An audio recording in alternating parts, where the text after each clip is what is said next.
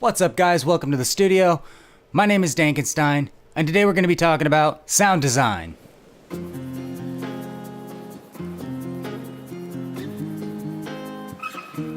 So, sound design as a musician is deceptively broad. We're all familiar with opening up our favorite soft synth or getting out our favorite piece of hardware and adjusting the knobs until we get the sound that we want. But realistically, that's only one facet of sound design. One of the most overlooked parts of sound design is just your drum kit. A lot of people don't realize that selecting the right drums is almost more important than any other individual part of the track. You know, electronic music especially, your drums are your heartbeat. That's your pulse. That's what gets people going. And if you have the wrong sound, you know, you can have the most epic chord progression over the most beautifully detailed lead, and nobody's gonna vibe to it because it just doesn't gel.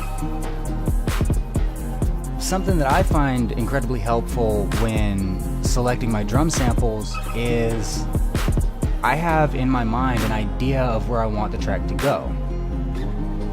You know, if you're working on a hybrid trap song, a lot of the time you're going to want a tighter kick that's more punchy and a very snappy, bright snare that's very forward. Whereas in a lot of house music, you're going to have a much fuller, longer kick with a snare that might be more organic and sitting a little bit further back in the mix. There are a few different ways to go about selecting your different drums.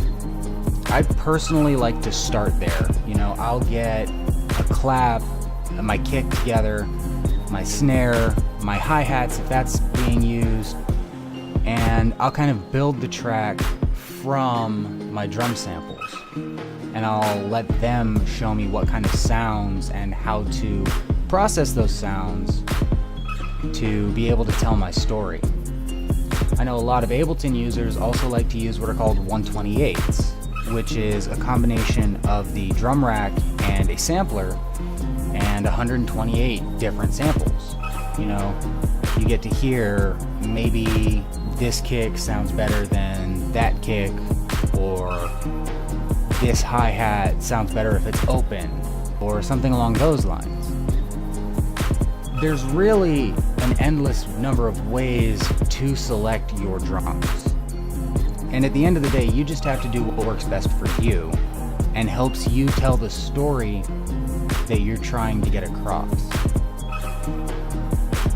Another key element of sound design for a musician is the background noise, the sound effects, the ambience, the stuff that you're not really paying attention to when you're listening. It's the same as a movie set, but acoustic.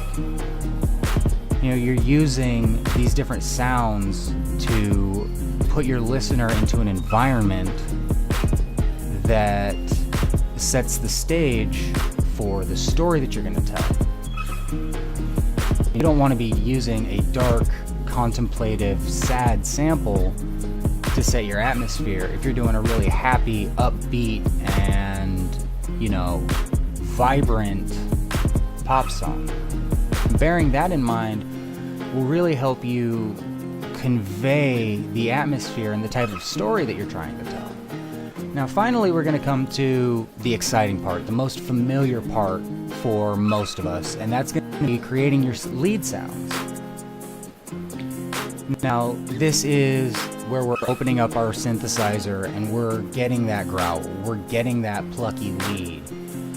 But it also has to do with getting your vocals, how you record them, what you record them with, how you process them. What type of room effects do you add? How you EQ your vocals so that they fit in your mix. How you EQ your mix so that your vocals sit on top of them nicely. You know, how you process and create these sounds that your listener is going to latch onto so that they fit, but they're easy to grab. They're very upfront, they kind of wrap around your face almost. And if you're not paying enough attention to the design process, to your room effects, to your compression levels, you're not going to have that sort of upfront, in-your-face impact as maybe you're wanting from this. Because you have to remember, you're a musician and you're just trying to tell a story. But unlike other art forms, you really only have the one sense to rely on. You have to use sound to set your background up. You have to use sound to tell the story. Whereas like with a movie, they've got their sets, they've got actors, they've got a script, making the challenge much different. And I think if we really focus on all the different aspects of sound design, from creating your leads, to setting your backgrounds up, to your ear candy, the little one-shots that you're gonna hear every once in a while. Maybe you've got just a raindrop hit way over here, just once. Or maybe it's a gong in the background. How you process them, how you mix it, this is all a part of your sound design process. And I think a lot of people tend to forget about that. Because when you're creating music, you're designing something, you're designing your story. So if you take care and consider each part of the process to be a part of your sound design process, and you take just as much care with each step as you would if you were trying to create the most epic serum patch ever,